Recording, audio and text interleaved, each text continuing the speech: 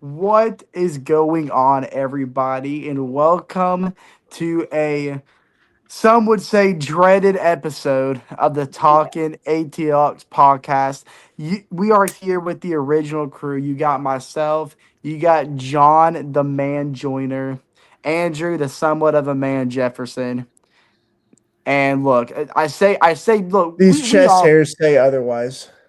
hey, look, we all enjoy, Not even in. hey, Whatever. I'm sorry. hey, we could all stand up and see who's more of a man, if you know what I'm I saying. can't stand up, but I mean, Bro, hey, Anyway, Chase, you walked right into that one, buddy.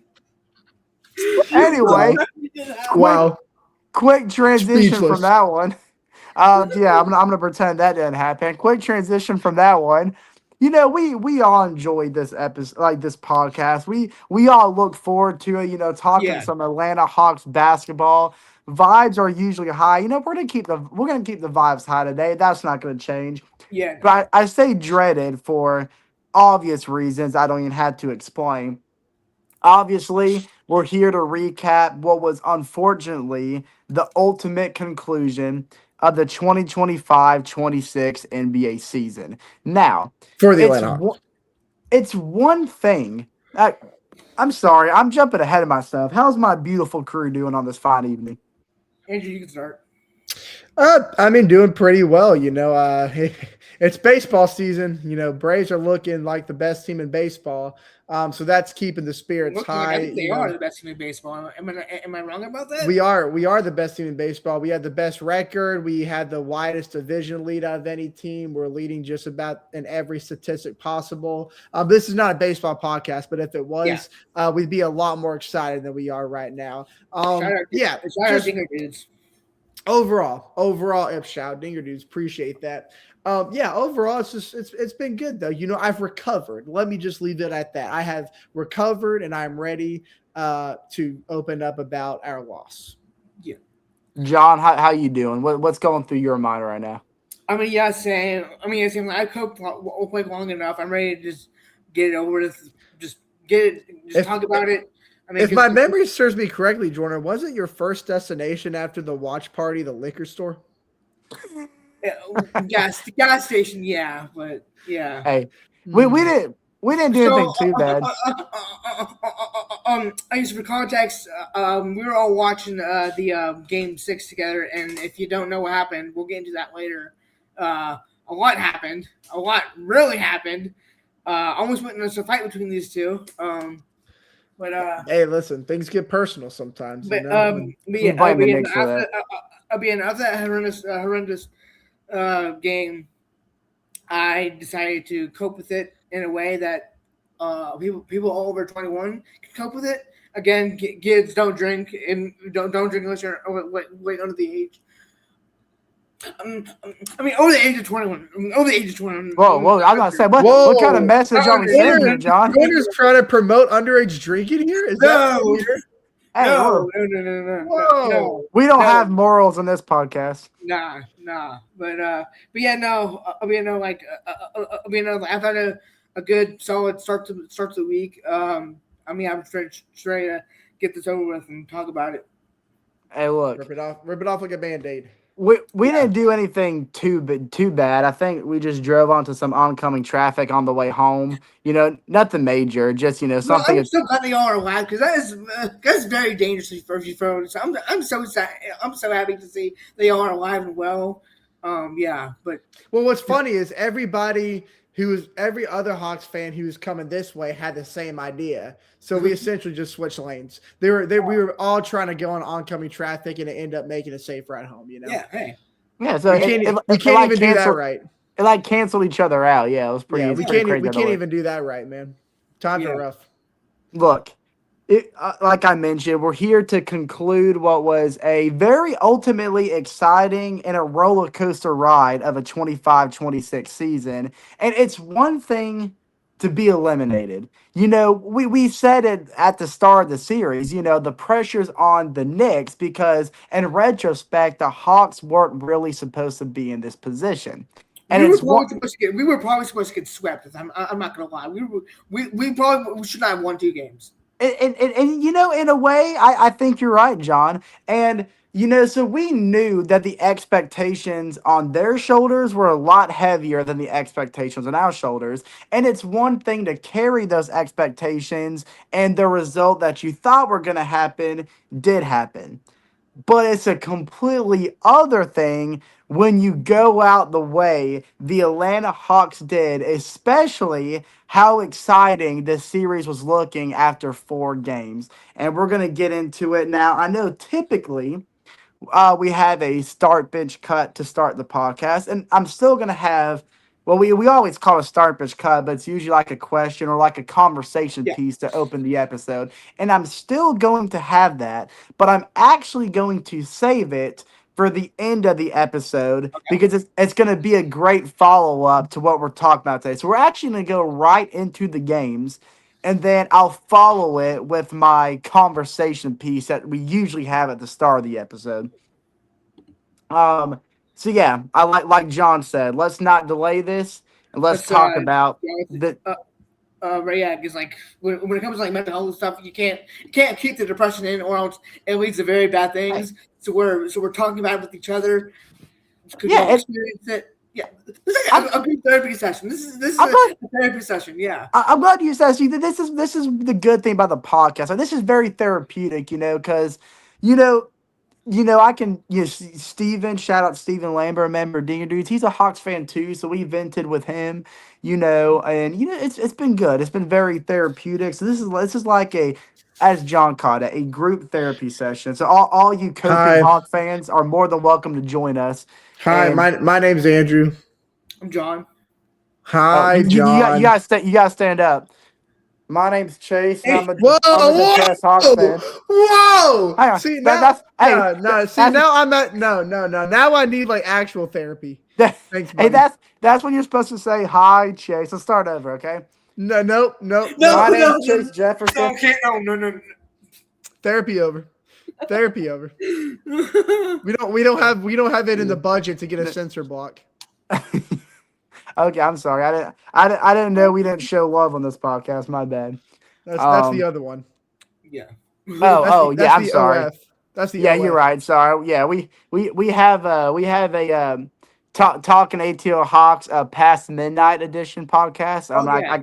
After dark. After I got confused on which one it was. I apologize. I understand. It's easy to get Anyway. lost. Yeah. Let's talk about just to set the stage here. As y'all all knew, we went to Game 4. When the Hawks had a 2-1 lead. Obviously, Game 4 was we called it disaster, but after Game 6, that looked like a miracle. Looks like a nail biter. Yeah, exactly. Not a good performance. If you go look at the past episode, if you want to hear the recap on that. So we were heading back to the Garden, as John called it, and I completely agree. Probably the toughest place to play in the NBA. And the momentum was on the Knicks side, not just because Especially the playoffs. right. And the momentum was on the Knicks side, not because they won Game 4, but because of how they won Game 4. And it really seemed like they had all the answers to what led the Hawks winning 2 games in a row. So the Atlanta Hawks were trying to figure out ways to combat that on their own and get momentum back on their side, heading back into Atlanta. Andrew, I'm going to kick it off to you first. Did or did not the Atlanta Hawks find the answers they were looking for? Short answer, no. I'm just gonna keep it short and sweet. No, we did not chase, and it's kind of became like a cancer to the Atlanta Hawks. You notice what the problems were. Let's just take it all the way back to Game 1. Coming into the series, Quince and I talked about it a lot. We can't let Jalen Brunson and Karl-Anthony Towns rotate because they're both great with the ball. But the question is, one's got to be contained. You let one catch heat, then all the intentions on him. Well, guess what? That frees the other open man. So it's kind of like a pick your poison situation. And the Atlanta Hawks failed to execute on Game 1. You saw Games 2 and 3 where that was contained a little bit more. We took away the mouth guard of what was keeping the Knicks from, really hitting their stride, because this is a team that can win the finals. We all know that. They hired Mike Brown for a reason, and it's all coming to fruition. And that's what led them to dominate the floor on game 4, because we took the ball out of Jalen Brunson's hands, and that freed up Cat to be the playmaker. And when Cat is the true playmaker for a team like the New York Knicks, when he's surrounded by big stretch forwards, it gets dangerous. I mean, he put up a monster triple-double in that game 4, and by golly, we almost saw that again, but not from Karl-Anthony Towns, from Jalen Brunson, because naturally, what are you going to do after you see Karl-Anthony Towns post some numbers like he did in game 4? You're going to reverse things and say, okay, we've got to draw some more attention back to Jalen Brunson. And Joyner, you kind of paved the way here. What did that look like for the New York Knicks, and why did we fail to execute so drastically there? I mean, yeah, man, like we were, man, like it's been our problem the entire season. Really, is our inside defense. We've just been getting killed by Jalen driving to the basket, Cat just dominating inside what he does. Like more recently, like in the games that we went to. In game 4, the game that we watched together, game 6, OG Anunoby just putting on a complete dunk fest. We don't have a big that can contest in the paint. I'm in Muhammad Gay in 17. Kongwu. And like we said, like Jock Landale has been out, and that's probably a key reason as to why. Yes. That's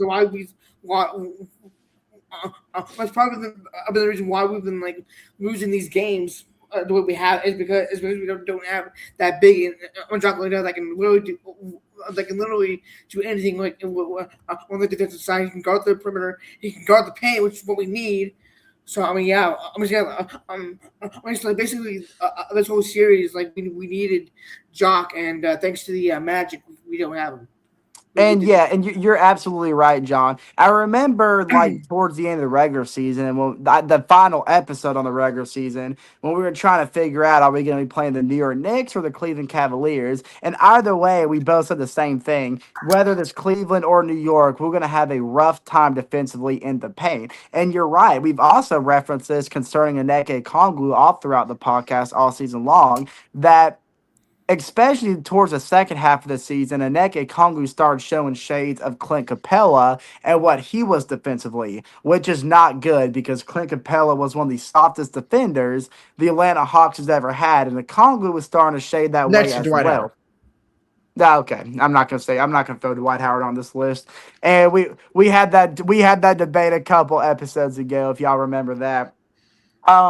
But yeah, so I think y'all referenced it perfectly in terms of how they attacked us with the bigs. But a big catalyst to me that really took the Atlanta Hawks out of the rest of the series was how well they limited CJ McCollum. Because if we're being real, especially seeing the result of taking CJ McCollum out of the picture, he was really the reason we even stole 2 games of this. And I'm saying still now. Before I wasn't saying that was the case. Now I am saying still. And Andrew, I'm gonna flip it back to you if you kind of want to open up about CJ McCollum and how the Knicks were able to take him out of the picture, not limit him, but really take him out of the picture completely.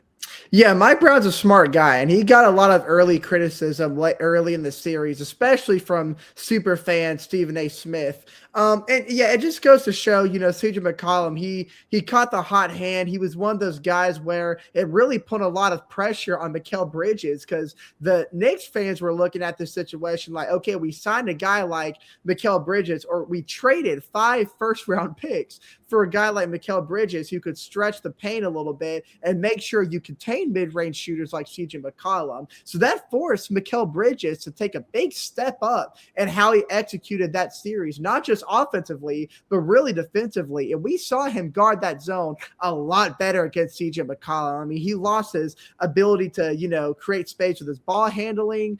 His post moves were taken away. There was no separation from beyond the arc to inside the arc, where the paint meets, where CJ McCollum likes to attack. And because the Knicks rotate so well on defense, even if he gets by the top of the line defenders and he's met by Mikal Bridges, he can't get to the rim because because he has no easy look. And that takes away CJ's game completely. So now he's got to be a guy that's not in his element and go to the playmaking side. And when you don't have a reliant shooter, no shade on Jalen Johnson, but even your star player who's failed to be consistent, you don't have that reliant guy to play and make towards. And that creates a lot of big problems as we saw. So, And yeah. And yeah, and we talk, and you're absolutely right. You said that perfectly. And I kind of want to go back to the defense, the bigs, the big man issue and the big man imbalance between the Knicks and the Hawks, and how it affected us drastically. Because we've been talking about how defensively it gave us a hard time, but what about on the glass?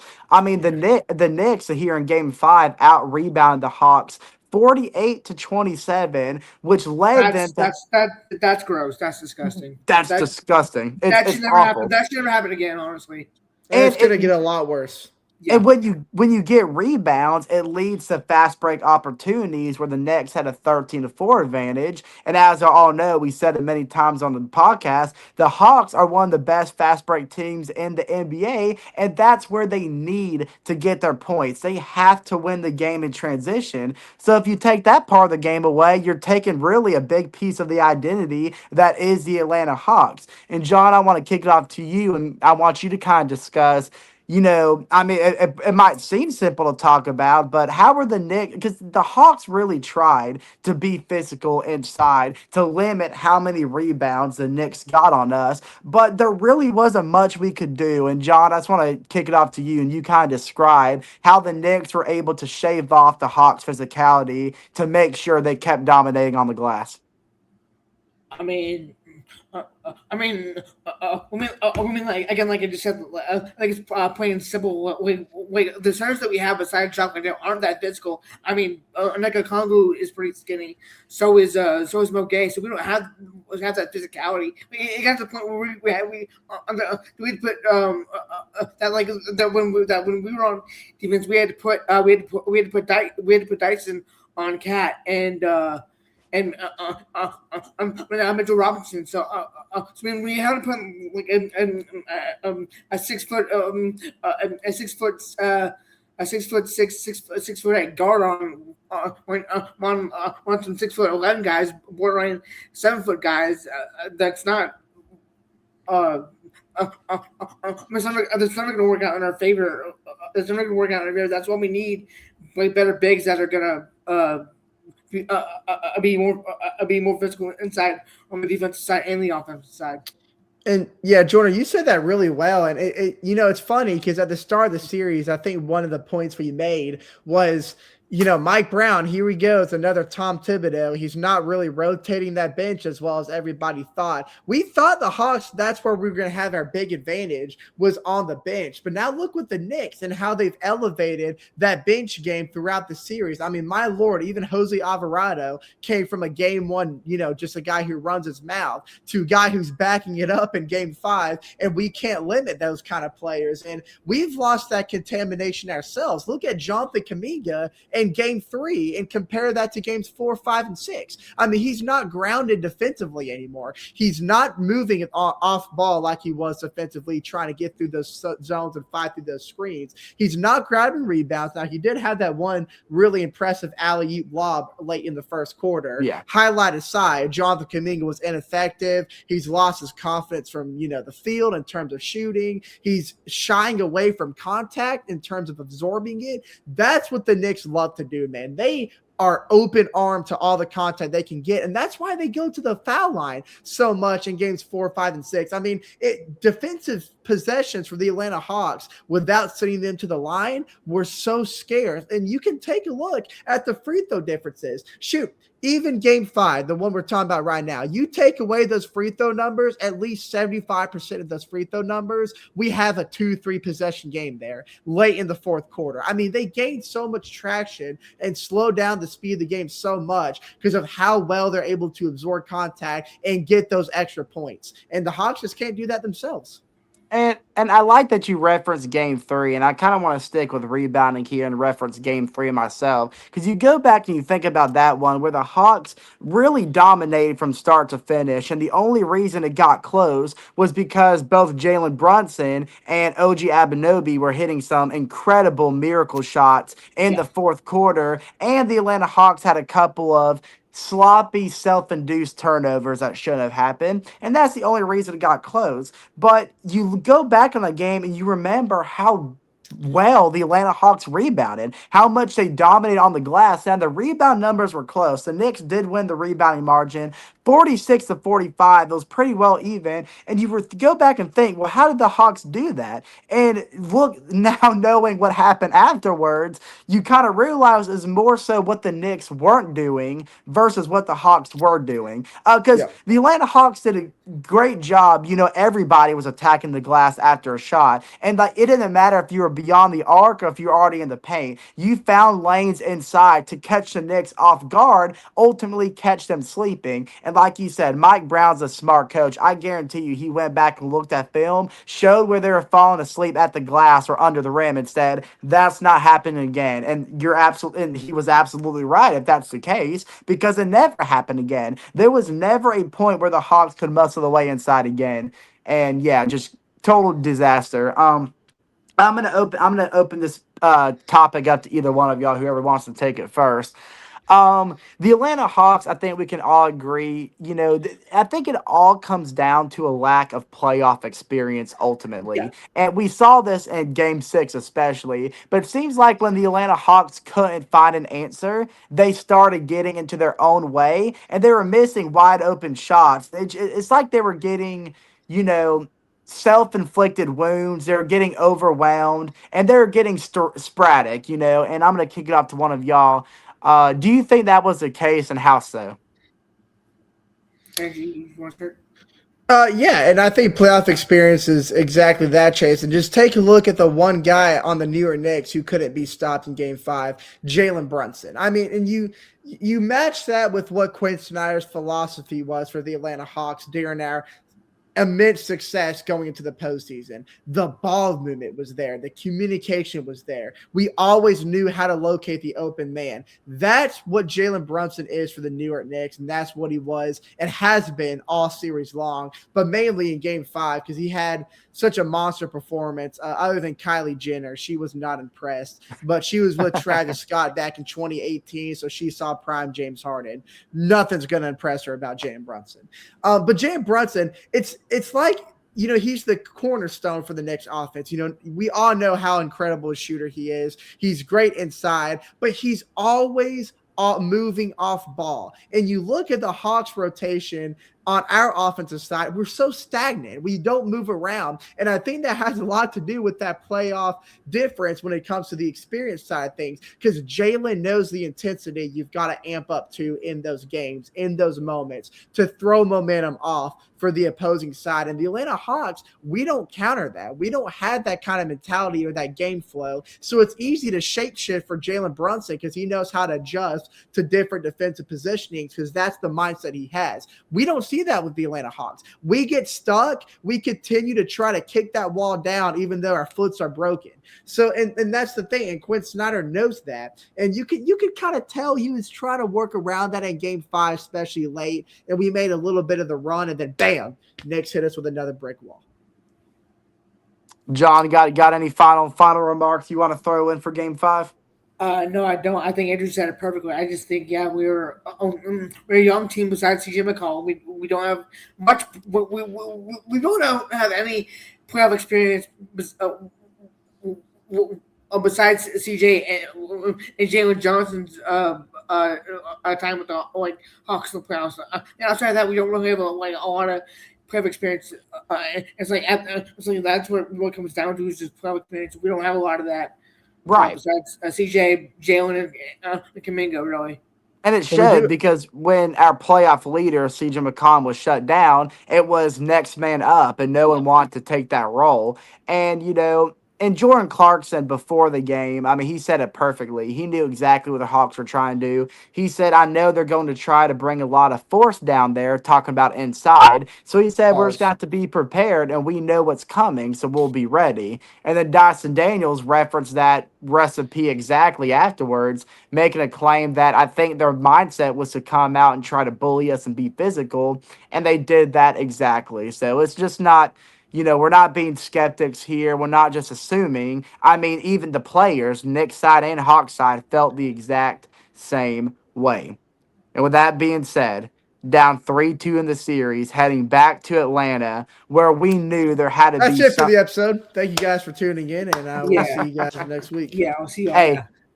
we knew the A had to be loud. Momentum had to be shifted so we could force a game 7 and there could be a sense of belief, not just only in the fan base, but most importantly in the team themselves. Mike Breen was on the call and he said it in the introduction. He's like, this is one of the most anticipated games of the entire playoffs so far because this is an Atlanta Hawks team who, in amidst all kinds of adversity, has always been able to respond. But this is some type of adversity they haven't seen all season long. How are they going to respond this time?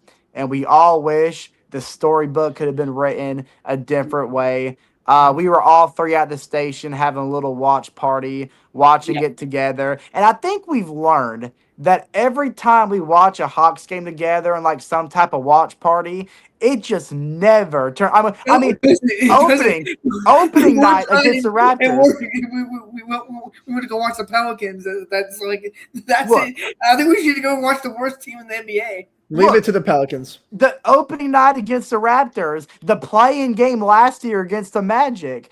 We went to that regular season game together against Toronto. And we Yeah. saw Jalen get a season-ending injury, bro. Like it can't get any worse. And So I mean that. I mean not even like that. I mean like not even that. But like when we went to the Pelicans game, Trae Young got traded. So yeah, like, are we genuinely bad luck going on? like I think I think We might need to really think about this. I think I think that was like the ultimate sign because it wasn't just that we lost. I am going to I'm not even I'm going to say bold. I'm going to say this is a bold statement, but I don't even think it's that bold. I think this was the worst loss in NBA history. Actually, was Chris Paul actually said that that they suffered like back in 2007 when we was on the New Orleans Hornets that they lost by 58 in the playoffs to Denver. But But was it a, that wasn't an elimination game though. Oh, They had another game in their belt. The stakes were higher in this one. gotcha. I feel like that makes it worse. Yeah. so Okay. Yeah, I agree. so And John it was on our home floor. I believe that Chris Paul one was on the road. So so in front of the home crowd, that just makes things 10 times worse. And the funny thing is, the game started out fine. Like the Knicks, got off to a little 4-0 start. And then on a flip of the switch, we went on a 9-0 spurt, capped off by a Nickeil Alexander 3 from the left wing. He was hype. He was looking at the crowd, showing his muscles. And then Mike Brown calls a timeout down 9-4 because he sees the Hawks are shifting momentum early. And then that is when the avalanche erupted and the snowball kept getting bigger and bigger and bigger. And John, I'm going to kick it off to you first. If you kind of want to explain what happened immediately after that initial timeout for Mike Brown, what did he do differently to give the Knicks more control and not only more control, but hold on to that control for the rest of the game? See, I'm not going to answer that specific question because there's That's something fair. else that I want to bring up. That's I brought fair. this up. I brought this up last episode. There was a wrestler that he does gimmicks. You're right. So a few weeks ago, this wrestler named Danhausen. If you guys are a WWE watcher, you are going to understand what I'm trying to say here. But his whole gimmick is that he curses people, and the curses work apparently. But like, No kidding. I mean, WWE is scripted, so like obviously, like it's not like real, but it's not like fake either. But I mean, like no one. After like watching us go up 2-1. Like we thought, okay, maybe these curses are like do work in real life, but like earlier in the day, a fan did send Denhausen like $200 to uncurse the Knicks and curse the Hawks. Wait, actually? Yes, I'll see if I can find. I'll see if I can find the article right now. Whoa. Well, there's the answer, boys. Well, there's the tip of the iceberg. No point of talking about this game. We already know what happened. Yeah. So Hey, there you go. There's the answer right there, ladies and gentlemen. I didn't know about this. So I'm not sure if I can like play like Facebook clips from here or not, but screw it. I will. Yeah. We do what we want on this podcast. Yeah. Yeah. Let me ask the boss real quick. Oh wait, it's this guy. Let me share my screen. We don't follow YouTube guidelines on here.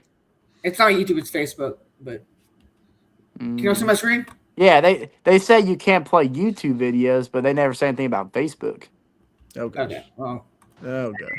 WWE legend, WWE Hall of Famer, Slimy Award winner. This is for the New York Knicks. Interesting. From J Star. Interesting. Hello, it is Human Monies on behalf of all Knicks fans. Please don't let them get roped into Mr. Stephen A. Smith's curse. He can be mean, but the Knicks weren't. Please uncurse him and instead curse the Atlanta Hawks and future enemies. All right, Cal. I guess I've been paid. So, the New York Knicks, I guess you can be uncursed temporarily until I decide otherwise. Temporary truce of some sort. So, they are uncursed for now, unless Stephen A. Smith makes me mad again. And I should curse the Atlanta Hawks, I suppose. This dude's got a nice accent. Where is he from? I don't know. It's a fake accent. It's fake. That's not his real voice. He fakes it. But yeah. Anyway, so like that's honestly what I believe happened. But no. Anyways, yeah. To answer your original question, Chase. OG Anunoby just had the game of his life. Like he only missed 3 shots, and one of them was and 2 of the shots were 3-point attempts, I believe. Let's see, yeah. So, yeah. So OG had went 11 for 14 from the field, 4 for 6 from 3. But it was like a dunk fest, honestly. Jalen Brunson only had 17 points. We kind of slowed him down, but Mikal Bridges, Josh Hart, and Cat stepped up, honestly. So, but honestly, what really was the driving force, in my opinion, was the ejection that happened early in the second quarter, I believe it was, between Dyson Daniels and Mitchell Robinson. So Andrew wants to talk about that, he can. Andrew, I'm gonna let you talk about it, but to be exact, yeah, it was with 4 minutes and 39 seconds remaining, and it's like the game was already decided at that point because it was after OG made his free throws to extend the lead to 50, and then on the right sideline, Andrew. Jason's joking. Like we were down by 50 in the second quarter. It was bad. Yeah. I'm just gonna before I get into the ejection, and I can dish that off to somebody if I have to. I'm just gonna break it down by the numbers. After that, Mike Brown first time out after the Hawks 9-0 run to give us a 4-point lead. The New York Knicks went on a NBA historic 39-4 run, and it all has to do with the turnover battle. Aside from the Hawks' lack of shooting, I mean, just look at the total for the entire game. 19 turnovers from a landscape that doesn't seem so bad because you see numbers like that before in close battles, but 11 of those turnovers came in an 8-minute span, and that was during the Knicks 39-4 run. I mean, it got to the point where the Hawks are so throwing off pace that not even our best ball handlers, CJ McCollum, Nikhil Alexander Walker, they could barely take a step up half court before getting met with the full pressure by Josh Hart, OG Anunoby, even Jalen Brunson, and that always led to fast break opportunities. And this was just a snowball effect. When things got bad, it got worse. Emotions ran high. The Atlanta Hawks did what Chase said earlier, get in their own head, and that eliminated all momentum, all capability to get any shots up. And even the shots that we did, because there were a lot of shot clock violations forced on the Atlanta Hawks, but they were low quality shots, low percentage, hardly any open looks, nothing was falling. And like I said, when things got bad, it just got ugly, and the Atlanta Hawks were completely taken out by halfway through the second quarter, and it never got better, not even after halftime. No.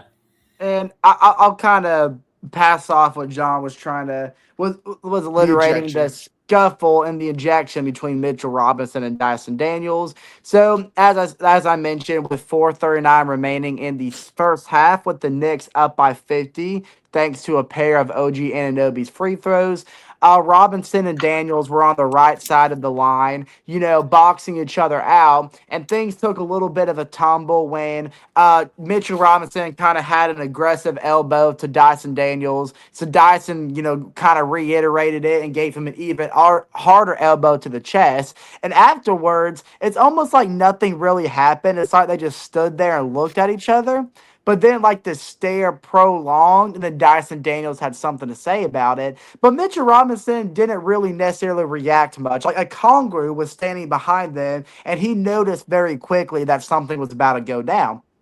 So he kind of walked over and just grabbed Mitchell Robinson by the waist and tried to start to pull him away. And then everybody else took notice, and then they all got involved. They were pushing the two apart. And then Dyson must have said something to Mitchell Robinson when they were getting separated, because on a flip of a switch, Mitchell Robinson came from completely calm to like heated. And all of a sudden, he was trying to push everybody through. He was slinging everybody aside, forcing his way through the trainers, the coaches. Someone in the front row kind of got shoved over, and he was doing everything he could to get to Dyson Daniels for something that he said. Now, it took a long time for the rest to kind of talk it over, go to the monitor, and discuss what happened and what the result needs to be.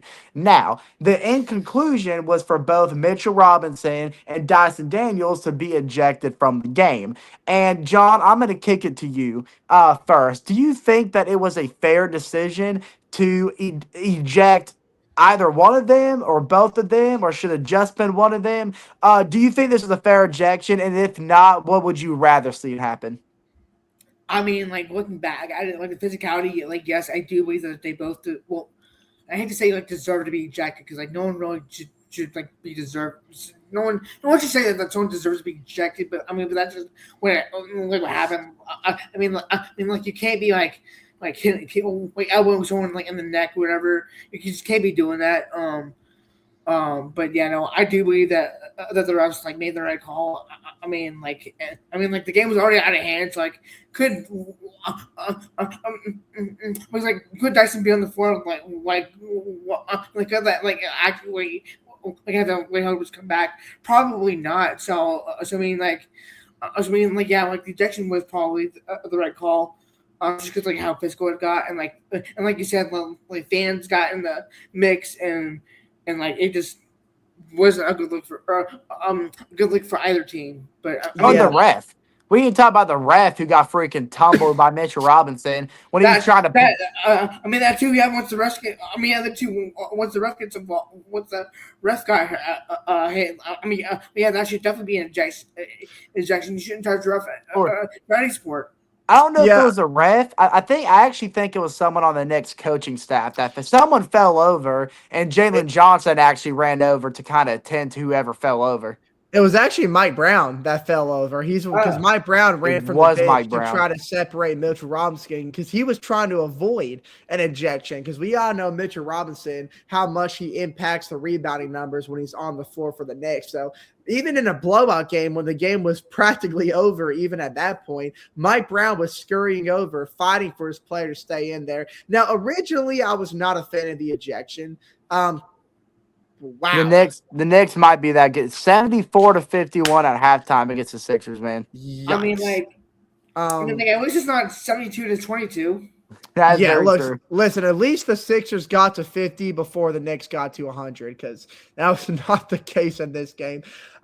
Yeah, and you keep in mind that I'm sure this Dyson Daniels and Mitchell Robinson beef was preloaded the entire series because if you remember in game one, there was a little bit of a scuffle between Mitchell Robinson and Dyson Daniels where Dyson was on the floor fighting for a loose ball, and then Mitchell Robinson stepped over him and like stood over his face, kind of like an Allen Iverson, a Tyronn Lue situation. And that created a little early spark in the series, and it just kind of steamrolled all the way to game 6, and the emotions were high. I mean, it was embarrassing. Let's not pretend that's not the issue here. The game was embarrassing. It was humiliating. Win or go home stakes in front of your home fans. They've been thirsty for this game. They knew what this game meant in terms of the rivalry and the young aspirations, and it was embarrassing. They kicked us while we were down, and they didn't let up, and why would they? Why would they? And yeah, it was humiliating as a Hawks fan,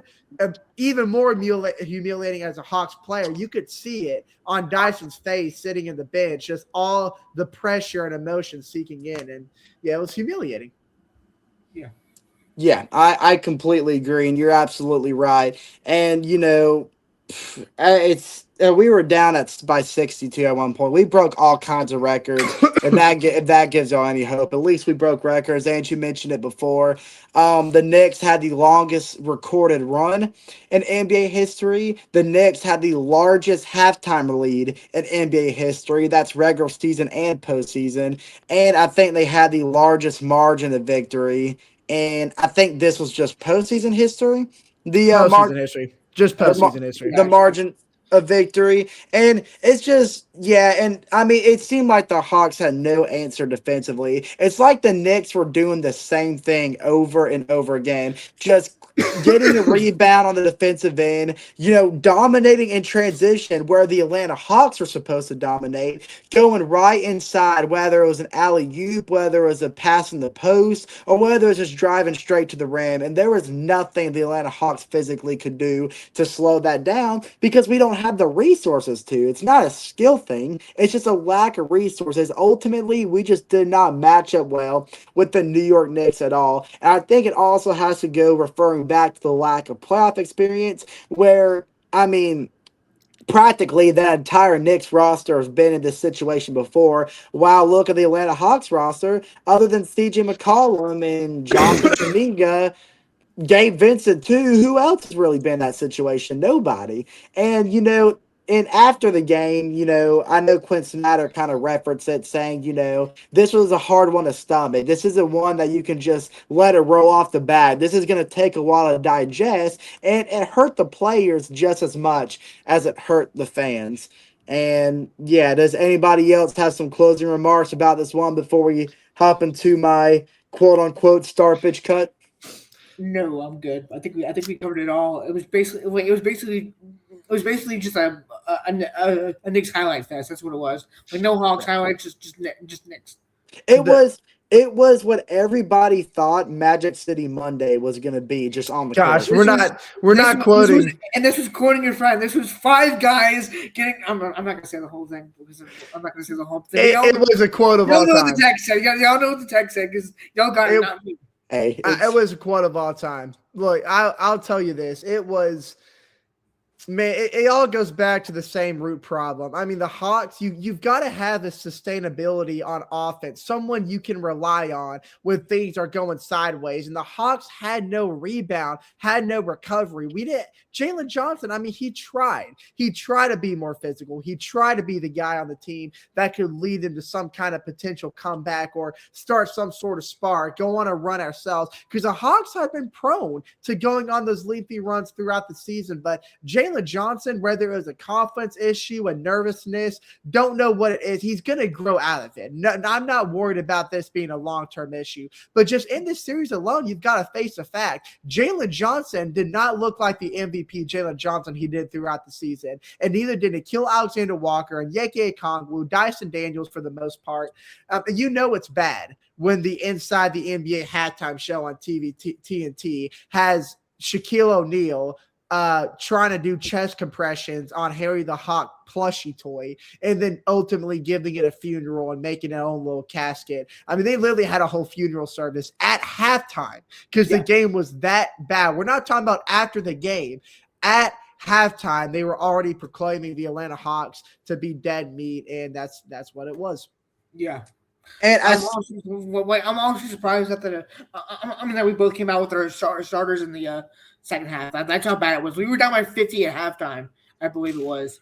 And the funny thing is, the game still ran through Karl-Anthony Towns, even though he only made one field goal and actually only took 4 shots. But he was still the facilitator behind that team. You know, when the Knicks weren't dominating in transition and they actually had to run an offensive possession, they gave it to Cat and let him orchestrate the court. And we have learned very well the dangers that can come within that. And I just pray for the 76ers that if you think you have an answer for Brunson, you'll learn just like the Atlanta Hawks did. That is not enough. That is actually just opening up another can of worms that are ultimately going to bite you.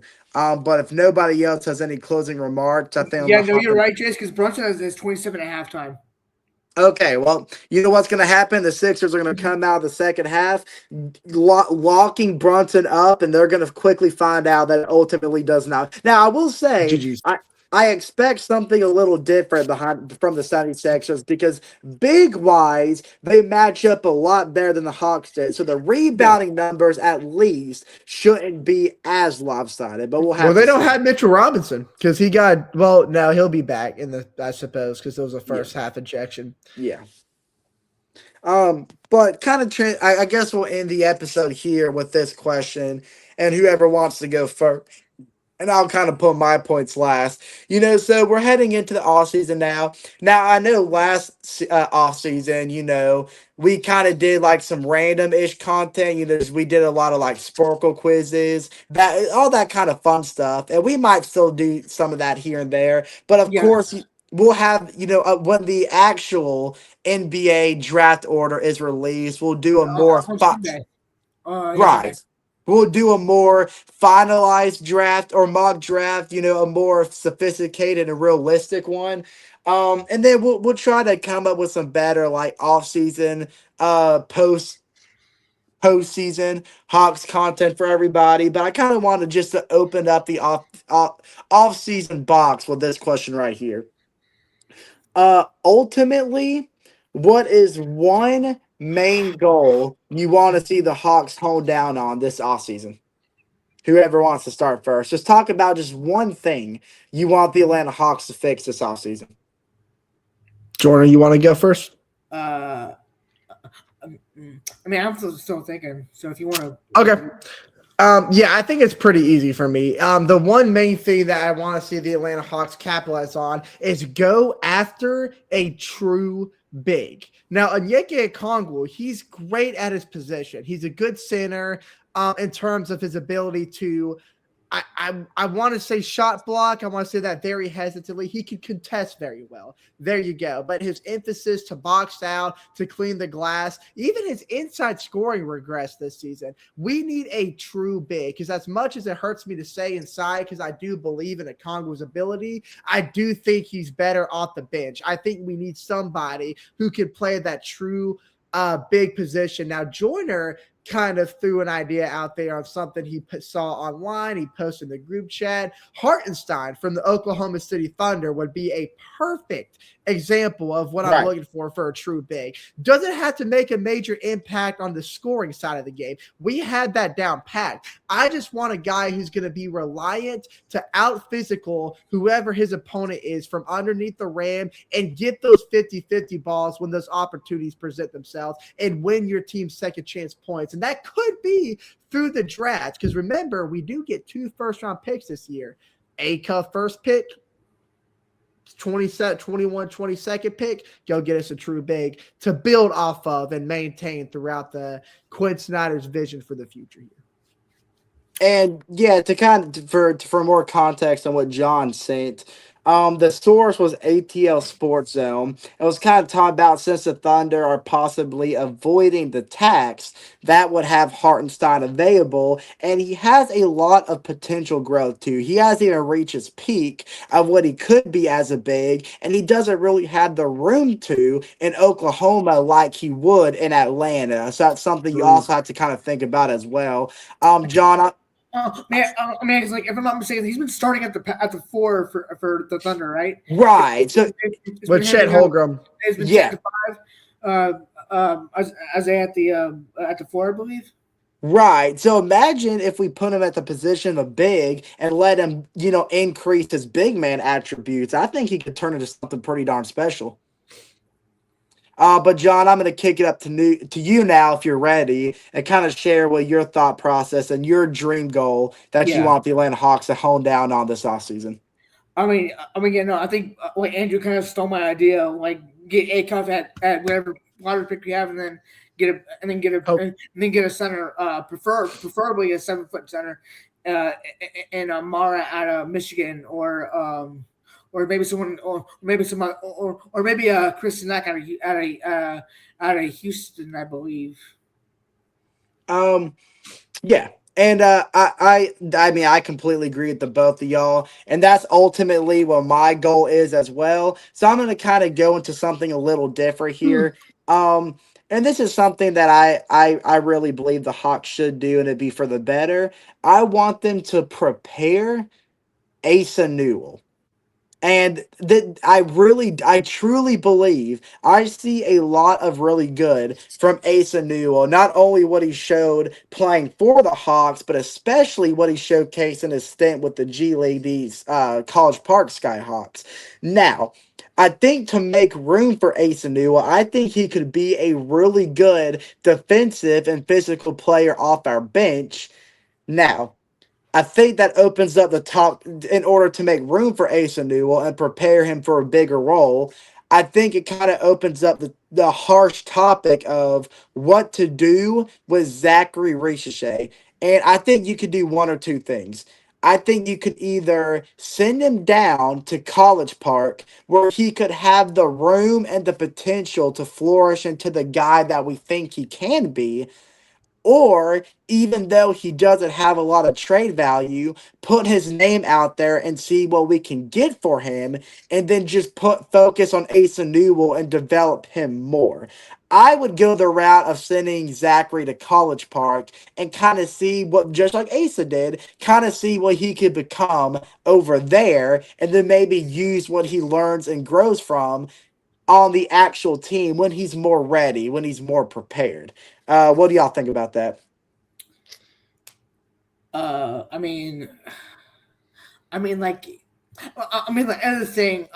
way, like it's kind of a bad look on us for drafting him number 1. Like no matter what we do with him, whether we trade him or we send him down, like for year 3. This is his 3rd year in the league, starting in October of this year. It's a bad look if we like put him in the G League. Because we took him with our number 1 overall pick. Even though this wasn't Ansi Sala's draft pick, it was Landry Fields' pick, which we fired him after his rookie season. So obviously he did a terrible job drafting for us. But and look, Good. Oh no, I was just gonna say I don't want to say I'm not gonna go on the bandwagon side, not bandwagon side, the side of the train that says it's a terrible pick. Because no, Yes. he hasn't panned out. He's underperforming, way Yeah. underperforming your first round overall pick expectations. Now, what I will say is the shadows are still being illuminated a little bit.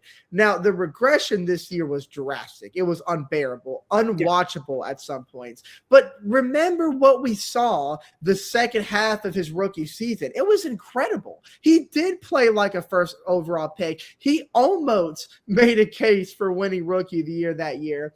And you've got to tip your cap and kind of understand the situation he's been put in because rookie, I mean, he lost a lot of confidence, and I think it has a lot to do with the turnover, the roster turnover that he had to undergo this year. He was put in a completely different new role and kind of isolated into a different seemingly unrecognizable position for the Atlanta Hawks this year because of everything that Quinn Snyder was faced with, and that forced him to lose some of his confidence. I think we just got to reduce his minutes just a little bit to reduce the pressure that's kind of been thrown on him all at once and just let him grow into his own skin. Don't force him to be something or somebody at some place. Let him grow and develop naturally, and that's how you're going to get the best version out of Zachary. But he's a failed project right now, but that doesn't mean he can't be salvaged.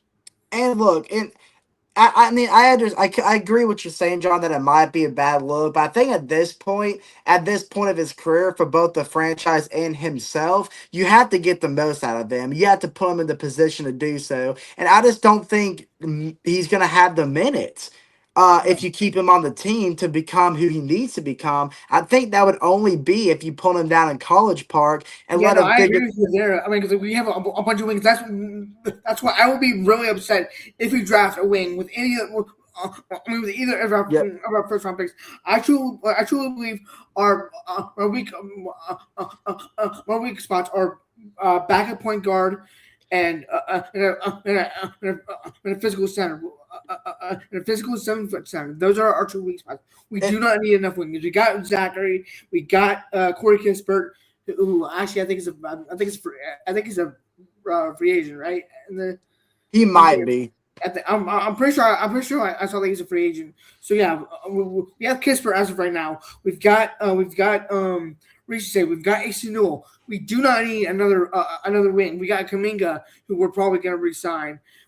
We do not need more wings. And I completely agree. And look, and the thing is, let's say that sure we sent Asa down. He turns out to be a pretty solid player, and we just don't have a use for him. Well, guess what? Then he has trade value, and we could trade him off and get something that we really need. So it's like either he works or he doesn't. Either way, it's still a best case scenario for both parties. So that's kind of something I want to see the Atlanta Hawks consider.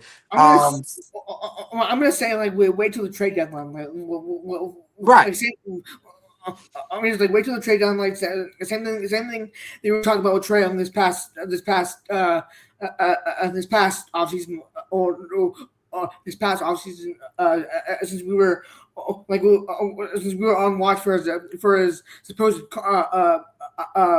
contract extension before we knew that we were going to trade him. So I say that we so let the season play out. See how he does. What? Sorry. Dre Baldwin just hit a solo home run. Oh, okay. Lead off home run. Sorry. That my streak's at 4, by the way. I just want to say. Crushed it. Sorry, Yeah. Jordan, go ahead. Anyways, I mean, it's like wait till we. I mean, just wait till the trade deadline. See if Zachary's starting to get back to how he was. In the second half of his rookie year. If that's not the case, then by the deadline, we ship him off for a bunch of seconds because I believe that's all that we were gonna. I believe that's all that we're gonna get for him. Like if we trade him away because like no one's gonna want him. I mean, no one's gonna want him for our first round pick. Yeah, we'll only be able to figure that out if that's what we do. So I'm right there with you, John, on that. Yeah. But if anybody else doesn't have any closing remarks, uh, anybody before we send this one home? What a ride it was, man. The Atlanta Hawks Yeah. outplayed their status, outplayed our skill level most of the season. And with all the unexpected roster turnover, the sudden change, you've got to tip your hat to Quinn Snyder. What he did there was remarkable because there's not a lot of coaches in this league that'd be able to suffer what he did during the trade deadline and had to regroup so quickly with a new mindset, a new face, and go in a completely different direction and squeeze out that kind of success immediately. And he's growing a good future here in Atlanta, and the foundation is really strong. So don't let the sharp pains of what happened and the bads of this postseason outshine what the good holds for the future of Atlanta, because it's going to be so strong. We just got to find the right pieces and glue them together in the right places. And I could not be more excited to be an Atlanta Hawks fan going forward, because we are in for a thrilling ride, fellas. Yeah. And I just want to cut the crap of all the people saying, I heard the most outrageous thing on Yeah. 680 The Fan the other day, talking about how they were talking about Game 6, talking about how dreadful it was. And yes, it was embarrassing. Probably the most embarrassing loss in NBA history, at least in recent history. Yeah. But they think someone needs to be responsible for it, and they were even saying that Quinn Snyder needs to be fired for it. And I just think that can't be further from the truth. I truly believe That's absurd. that Quinn Snyder is a top 5 coach in the league. And I truly believe the Atlanta Hawks could not have had the turnaround that they did if it wasn't for Quinn Snyder. And I love the direction that him and Anson Sale together are pushing this team. And I think if we can keep that coaching core and that coaching group together with the same foundation, like you said, Andrew, I think the sky's the limit for this Hawks team moving forward. And I truly expect the Atlanta Hawks to be a top 5 seed in the Eastern Conference by the end of next year. Absolutely. Yeah, for sure. 100%. John, anything you want to say? No, I'm good. I think I covered it. I mean, like, I do just want to say again, like, this was a very successful season considering the circumstances. Us trading away our former face to franchise and Trae Young, getting new pieces back, and yeah. I mean, at the end of the day, yes, we weren't really expected to do much. Going into the All-Star, going into the All-Star break, but after that, even though we had an easy schedule, people could say that too. We didn't. We kind of had the easy schedule, so we didn't technically deserve to be there, and maybe that is true. But that's not our fault. That's the NBA. That's right. Silver's fault. That's whoever makes the schedule's fault. That's not our fault whatsoever. I mean, we're just doing what you got to play the cards that you were down. Yeah. We were just playing them well. And we did well. We had some hard games in there that we survived and we won. We came out victorious. So don't let those easy wins outshadow the strong wins that we did have in that stretch. And one last thing I want to say is, we didn't win the war, but that doesn't mean we can't celebrate the battles that we did win. Look, the Bucks won their first Southeastern Division title since 2016. It's been a whole 10 years since we last won the division, and we did it this year. Very confidently and very convincing. So yeah, get to put a nice little division banner added to the State Farm Raptors, because we need to start filling that thing up a little bit. Absolutely. So with that being said, like John said, this Sunday is when the full order of the NBA draft would be released. So we'll probably record right after that's released, and then I've got an idea if y'all are down. How about we just do a live stream? If we're ever to go live on here, we can do a live stream. Do a live stream and live stream the draft order, and then right after the draft order, do like a little mock. Maybe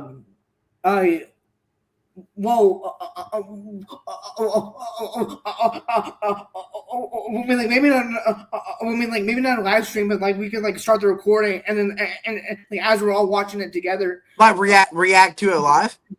React to it live, and then do a mock draft. I'd be down for that. I think it's a great idea. Yeah. Heck yeah. All right. We'll just record. But we'll watch the lottery and then Hey, Maybe after we'll do the I'm down for it. it's a if taking on updates by then. But yeah, Yeah. Look out for some pretty good content. I mean, we might do like some fun stuff, like some Sporkle quizzes, but we're gonna come up with some more better off-season content for y'all as well. So be on the yeah. 'Cause, like, lookout for last year we that. didn't really have. I mean, it's like last year we didn't really know what to do because it was our first off season as a podcast. Right. So yeah, But look, we've grown, we've learned. So hey, we're officially in the off season, fella. So time to get to work. Time to start preparing for next season and what's going to be a very exciting season 3 of the Talkin ATL Hawks podcast. And with that being said, for myself, Andrew, and John, we will see y'all next time.